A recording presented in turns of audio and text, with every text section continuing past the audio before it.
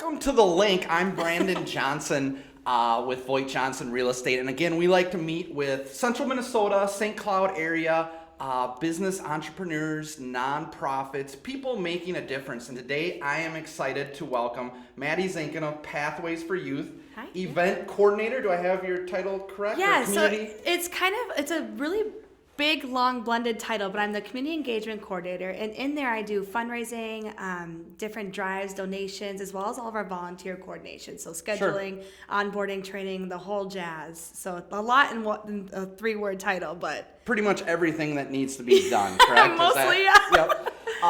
And I want to get back to that, but let's talk a little bit where you live, what kind of your background, what your interests were, college, schooling. Just tell us a little bit about where you come from and yeah. what Well, your I interests was are. born I'm from Big Lake, Minnesota, Sure. so not too far away, right down the road. And in high school, I did a lot of different volunteer work and just really getting out in the community. My parents were both really involved, and I think that went down onto myself and my sisters. Yep. So really got involved. How many siblings do you have? I have 2 younger sisters, so I Okay. am the oldest, the guinea pig, as my mom likes to call me.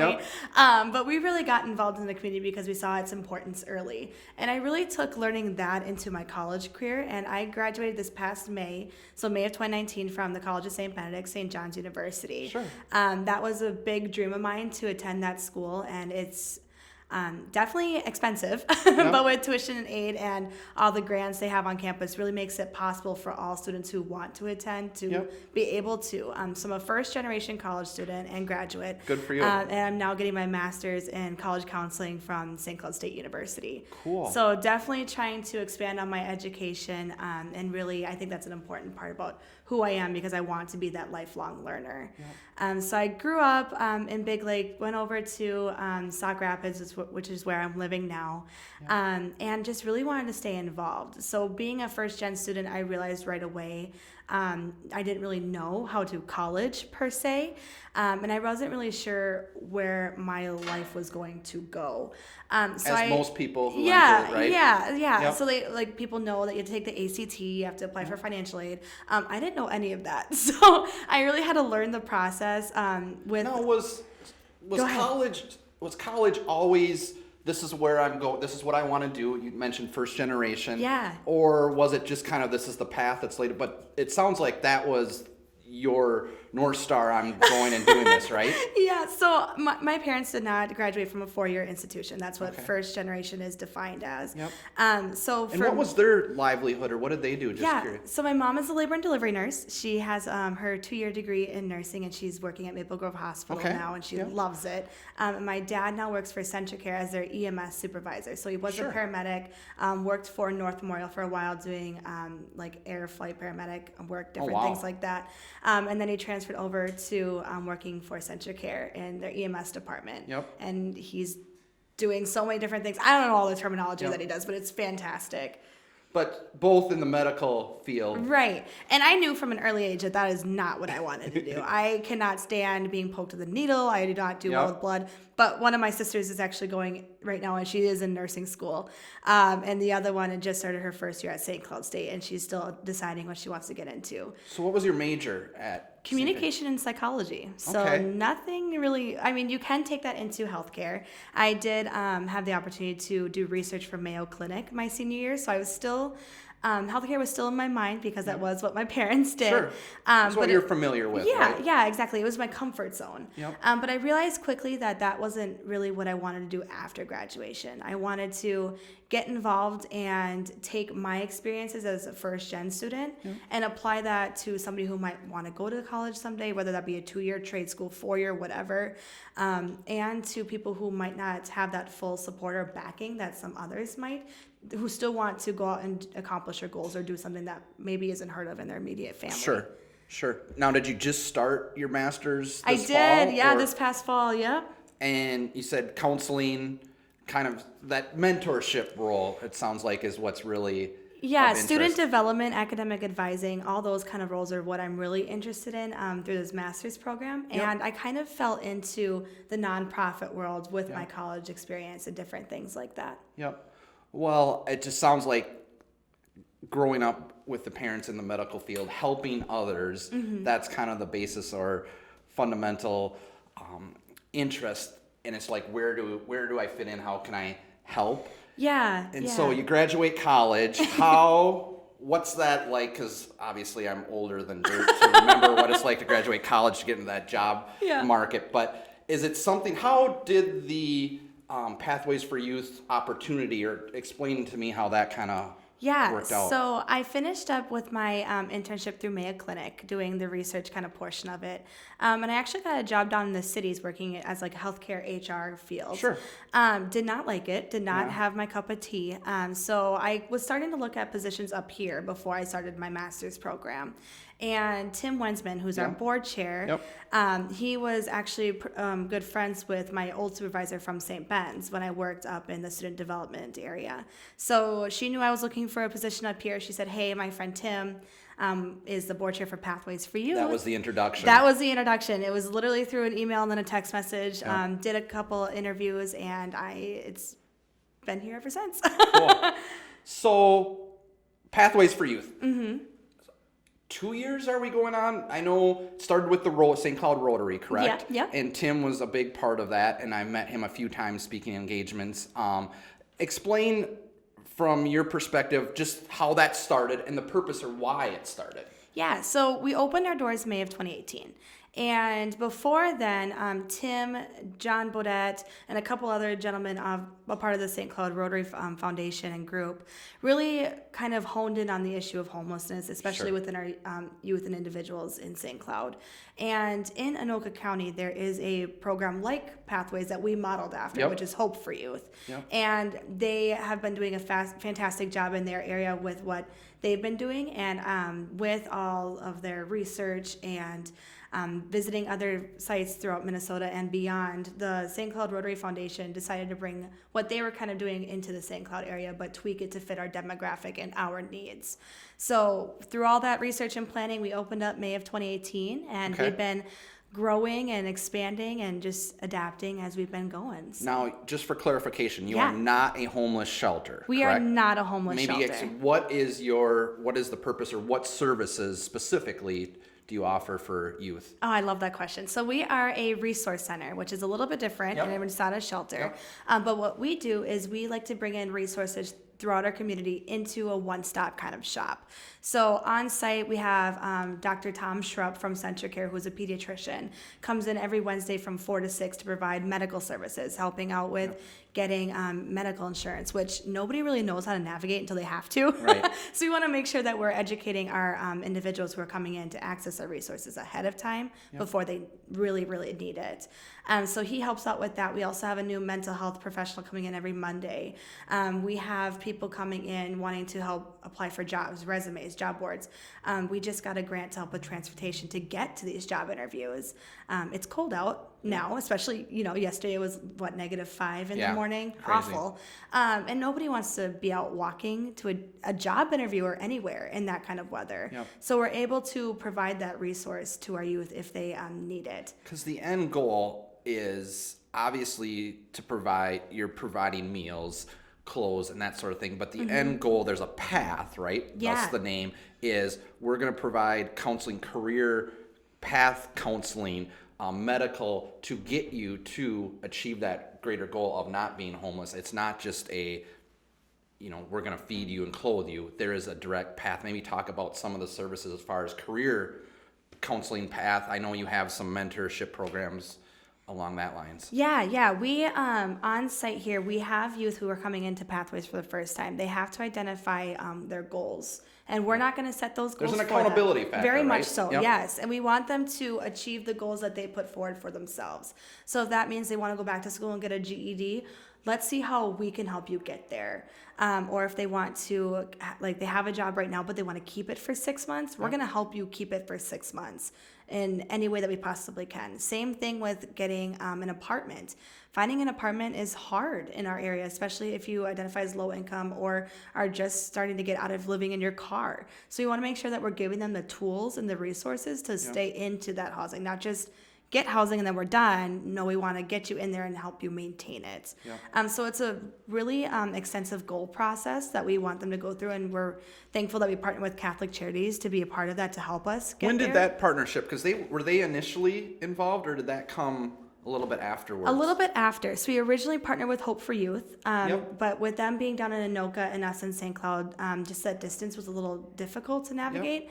Catholic Charities has been doing great work in our area, especially with their homeless department, for over 20 years. So if they were able and willing to partner with us to help us become one of their homeless youth programs. So we're able to work with them on their resources and their knowledge to expand what we have at Pathways and to make not only us better, but just have that opportunity to learn more about what we need to make our youth success better. Yeah. I think, what pops into everyone's head, or at least mine, when you think of homelessness, it's the person on the corner of the street, right? Yeah, it's yeah. the person that you see under the bridge. And there is that, obviously. Yeah, yeah. There are tent places. But what I've kind of learned, or, just getting to know you and learning from you, is the abundance of people that are, in a sense, just basement hopping, house hop friends, and they're homeless. They're just going from point A to point B. That is where there's a huge, especially of young people, which surprised me, but I guess it makes sense that there's a need there, and they're just kind of going from point A. They're not necessarily the people living down under the bridge by the river. Obviously, there is that. But so the need is, when you think of it in that context, to me, just there's a lot more than what you visually see. Is that correct? Yeah. I think it's human nature to put things into categories. And for to sure, really, especially in this and come in context. with those preconceived notions or stigmas and stereotypes. Right. Yes, I mean, we see three main types of homelessness within our 16 through 24-year-olds that we serve. Yep. And that is couch hopping, which is what you touched on. So that's staying with friends, other family members, but it's not a permanent solution. And in many cases, it could be violating a lease. So if they're staying with a friend who already has the amount of adults that they can have in one space, and now this other person staying there, we no longer just have one person at risk of homelessness. We have all those people staying in that one space. Right. So that becomes a bigger issue. And then they're staying outside in encampments. There's quite a few of them around the St. Cloud area and beyond. So we want to make sure that we're providing a resource to them as well. And then sleeping in your car. If you don't really see it unless you're educated and willing to learn about it. So once you kind of reach that threshold, you're more likely to see it out in the community. And that's when I think people reach that emotional maturity of wanting to help and do something about it, is once they're educated on the topic. So we see those three main types of homelessness. There's obviously more and more out there, but those are just the main ones that we see within Pathways. I'm just curious, what is the demographic as far as, obviously nobody plans to be homeless. It's not something, right? Stating the obvious, but is it people what's kind of the breakup? Are there people coming that are not from Minnesota or not from the St. Cloud area? Is that predominantly kids that were born here? Obviously, probably a combination of both, but what's kind of the breakdown? Transient people maybe from the metro area, the cities, or is there a lot of people that went to school here, maybe that are originally from St. Cloud? Good question. There are actually I would say maybe 75% of our youth are from our community area. Central Minnesota. Yep, exactly. Obviously, there are going to be some beyond our central Minnesota area, but they're here now. And so this is a local. Very much so local. Yes. Yeah. And I mean, you can be experiencing homelessness anywhere. It does not just have to be in St. Cloud. It could be Sartell, it could be Sauk Rapids, Paynesville. I mean, we have youth coming from all over central Minnesota into our area because they know that we are here to help them and have the resources to do so. So, I mean, nobody can say, in my opinion, that there is nobody in their community experiencing homelessness. I guarantee there probably is. You just don't see it or know about it. Because you picture that stereotype you have in your mind, and if it doesn't meet that stereotype, you're blind to it. And it's never going to stare you directly in the face. You have to be willing, like I said earlier, to educate yourself on it, and then be willing to learn more after that, and then reach out to help. What's been your biggest, in the year and a half, 2 years, what's been your biggest aha, maybe success story? Like, okay, I know we're impacting, helping people, but Yeah. we are really making a difference in this person's life. Or give me a few kind of, this is beyond what I ever dreamed of, helping someone get to the next level. Yeah, so one of my favorite success stories that I love sharing, and I think if you asked anybody in Pathways, they'd probably say the same. But we had a youth come in who was sleeping in his car. Yeah. Just, How old? He was, oh goodness, I think 18, between Sure. 18 and 20. Sure. And he was just having a rough time working a job that he was dirty constantly. And he'd spent his paycheck on his car, so getting gas, food, different things like that. And then on a membership at a local gym just to use their shower. Yeah. Which a service you guys provide, right? Which we do. Yeah, Yep. we have that right on site. Same thing with laundry, clothes, food, all that Yep. jazz. So he heard about Pathways through a friend, which is actually very common. We spread mainly by social media, word of mouth, that kind of stuff. And he came into Pathways, was able to access our shower, all the things that he needed. He got an apartment, all that stuff. And now he's actually serving over in South Korea, part of our U.S. Army system. It's amazing. And he does IT. He is so smart. I'm so surprised my computer works half the time because I feel like I break Yep. it. Right? I'm there with you. But he does IT stuff over in South Korea for our U.S. Army. So he sends us letters and pictures probably on a weekly basis. And he is just doing great. And he'll come back to Pathways now and give whatever he can. Like he'll talk with youth about getting an apartment, getting a job, what we have to offer, different things like that. There's so many opportunities, and this is just when you take a step back and think about the gratitude we all have in our lives, but so much capability in people that just aren't given that foundation or that just a break or that opportunity. They have rough times, no fault of their own. And I think that is a testimony to someone that has the wherewithal, the ambition, and just needs that that guidance, right? Yeah. And that's a tremendous story. What are the numbers? How many have you kept track? How many people do you bring through on a monthly basis, year to date, total, or give us some context on what you've done here? Yeah, so we've seen well over 1,500 youth visits since we've opened. And so that's like, say, if I go in there a couple times a week, we'll count that towards that youth visits. But since we've opened, we've seen over 220 individual youth coming into our center. Okay. And then on the last census... Are they all looking for kind of the same? There's some just coming in for meals, or some coming in... What's kind of the average need, or walk me through that process of when they and it come in? changes based on the person. I can't say there's like one specific need that everybody's looking for. But I say like the biggest thing that they're looking for is support. And I know that sounds really small and like anybody can provide support. But you'd be surprised. A lot of them are coming in with previous trauma, not being able to maybe talk to or trust an adult figure in their life. So we're just trying to provide that so we're able to listen to them and help them reach the goals that they want to reach, and that moves mountains. Also just building confidence. We see a lot of them coming in who have maybe been wearing the same shoes for years, same jeans, same undergarments even.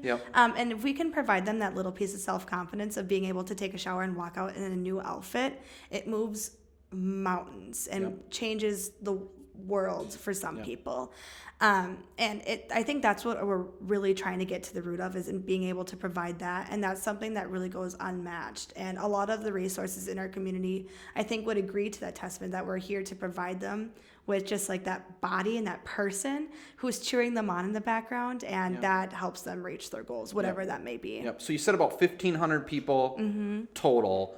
What are you seeing? Is it an influx in the winter months, or what's your typical month look like as far as traffic or Yeah, visits? that varies quite a bit. I wouldn't say it's because it's getting colder outside or different things like that. It's really just when they feel comfortable to reach out and ask for help or for resources, that's when they're going to come in. And that really depends on us and the people that we have in all of the different area resources. So if they hear from a friend who's been in their same boat, they're going to want to come in because their friend had a good experience there. And that's what we want to provide. Obviously, the winter months are cold, so we can see sometimes an influx of numbers during that time, but that's not like the main reason why those numbers are going up. It's because they are starting to realize that in our community, the resources are strong and there's people there who want to help them, so they're going to want to come in. Yep. Now, on kind of a different note, you said we're still kind of in that honeymoon period of people being awareness, Yeah, right? yeah. You guys have done some really cool things, and I think you get kudos for that. As far as I saw the mannequin campaign on Division Street. What did that, tell me a little bit about what, there was some symbolism, or that was supposed to be a representation. Talk to me a little bit about that event. So people in our community, you can read a number, but it's another thing to see it, right? So Very powerful. Right. And so the last time there was a census in our area, there was found to be over 100 youth ages 16 through 24 who are experiencing homelessness in our St. Cloud area. So what we decided to do, and this is a credit to our amazing team and board and volunteers, is we put together 110 to 120 mannequins with donated PVC pipe, with donated jeans and sweatshirts, bright orange sweatshirts with our Pathways logo on it. And we put them all down Division Street by the old Marco building and Sells Auto. And that was mainly just to show the number of youth who are experiencing It's an this. impactful visual. Oh, for right? sure. Yeah, and like I said earlier, it's like it's never really hitting you until it literally hits you right in the nose. Yeah. So Division Street is very busy on a Saturday afternoon. I think we can all agree on that. So we chose a Saturday afternoon to line up those 110 to 120 mannequins and just show this is real and this is what's going on. And it might be it's not happening to you maybe, but it's happening to somebody that you possibly care about or know about. So let's be there and let's acknowledge that this is happening and let's do Be part of something the about solution. it. Yeah. And so that's why we named the event Now That You Know, because we're posing that question, now that you know, what are you going to do about it? And that's what I think that engagement is really coming in from our community. Sure. And then the other thing that I became aware of, you partnered, and is that promotion still going on with the local restaurants as far as matching gift certificates? So you put $10 in, you get a gift card back to that local establishment. That was a clever, great idea. I think it's a win-win for the businesses, the restaurants. How successful has that been, or has it just been something the first time you did it, it's just trying to get traction, or has that helped? Yeah. So this year has been a lot of firsts for our organization and trying to get out there in the community. But we called it Give 5, Get 5. So you give $5 to Pathways, and then you get a $5 gift certificate back to that restaurant that you were visiting. And we're still tallying up the final numbers, but what we've heard from restaurants and people within our community is that it really impacted them to read our little table cards on their tables to see what our numbers are and what this issue actually is and how they can get involved. And just giving $5 makes the world of a difference. We can get bus passes with that. We can get a couple things of peanut butter for our food pantry. We could possibly get some new wool socks. I mean, that $5 goes way farther than people think it does.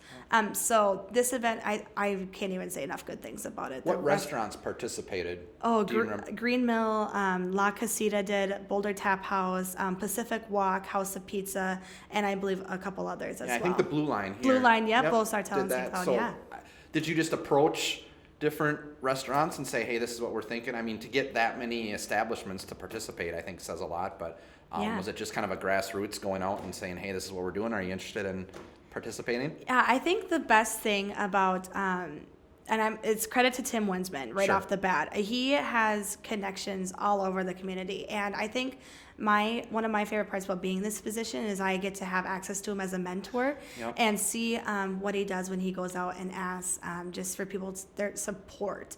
And then the restaurants can. He has tremendous credibility in the community. Yeah, correct? well, and he's just he sees this problem and he wants to do something about it. Which, as somebody who's retired, a lot of people think they're just going to relax. No, Tim is working a full-time job really as a volunteer with Pathways, and he's doing so many great things in our community. So he, from what I understand, his process was just to go out there and say, hey, this is what we're hoping to do. Do you want to be a part of it? And most places, when they hear that kind of request, they're like, yes, I definitely want to be a part of it, and I definitely want to be a part of that solution. So it's great to see our community coming together on those different projects. Cool. And then you have different corporate sponsors, I don't know if that's the correct phrase, that provide meals that sponsor a day of the week. Talk a little bit about that, or how does that work, and what companies, give them a plug.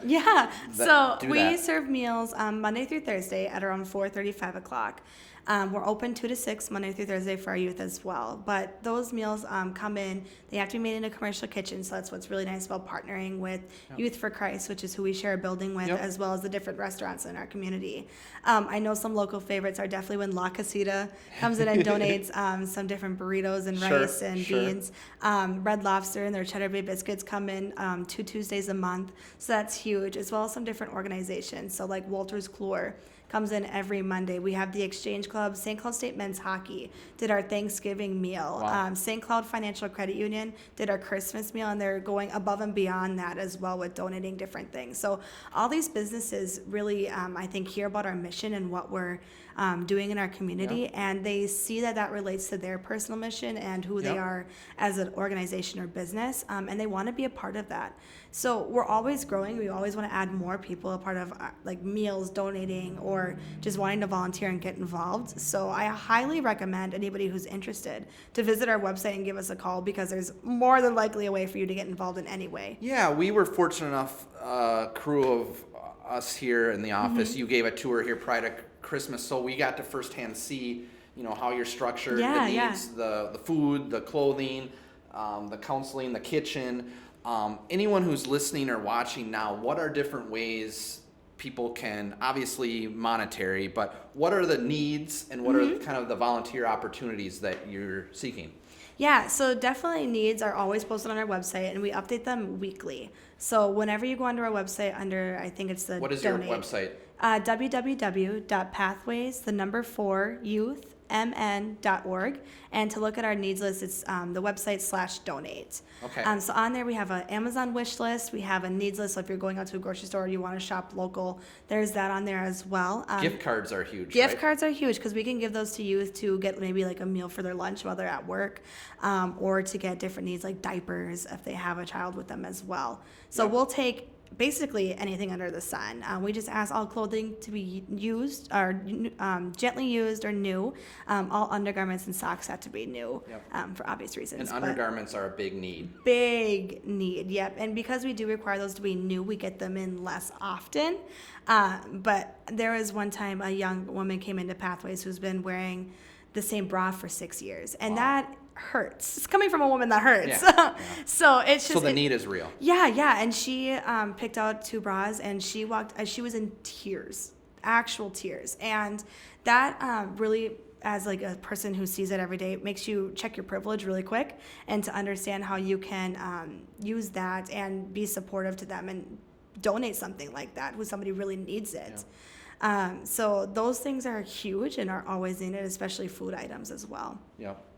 Well, I just want to thank you for coming in. Yeah. There's a ton of obviously great organizations, nonprofits here in St. Cloud, but I think your name, your brand, what you're doing, the impact that's drawing everyone, not only does the community and the businesses see the need and the ability to help, but I think it's a testament to you, and you mentioned Tim, where I talk about the credibility that we as a community understand that you're doing it the right way and it's really going to impact or help people. So I think you should be proud of what you're doing. Thank you. You're really making a tremendous, in such a short time, it's been very impactful from an outsider's view. So I just want to give you the kudos to that and say thank you for that. No, I want to say thank you too to just our team at Pathways, because it takes a village to do something like we're trying to do. And it takes a lot of people to really step back from their stigmas and stereotypes and educate themselves, and to learn how to listen with your ears instead of listening to just reply or answer. So we're really trying to teach the community how to do that as well, just to be a better neighbor to those who are around us, and at the end of the day, better people and individuals. Absolutely. So it's not just me. I do this for the individuals that come into Pathways, and I can't imagine my life without them. So it's fantastic to have the opportunity to be at Pathways, and to be able to do something that a lot of people don't have the chance Well, to do. on a personal level, just getting to know you here in the last few months, I think you are the perfect fit for what you've obviously, I think, found your purpose in helping people. Oh yeah, I'm not going anywhere for a while. But anything else you want to plug or talk about? Website or any new events coming on Pathways for Youth? Yeah, well, very fortunate to be able to be working with the Janelle Morgan team with their gala Yeah. tomorrow, as well as KCLD and JF Cruz Jewelers, I believe. Sure. Is hosting their adult prom in February. So there's highlighting Pathways for Youth as their nonprofit of choice at this event. So if anybody wants to attend that adult prom with their VIP masquerade kind of theme. I saw something Yes, on Instagram yes. today on that. That's very cool. It's going to be very awesome, and to have Pathways be highlighted at an event like that is really cool too. So we're very excited to be able to attend both of those events and just bring in more awareness for Pathways and other resources in our area as well. Cool. Well, Maddie, thanks for coming Thank you in for having and me. anything we can do to help you out. Otherwise, Pathways for Youth here in St. Cloud. Check them out. Thanks, guys. Thank you.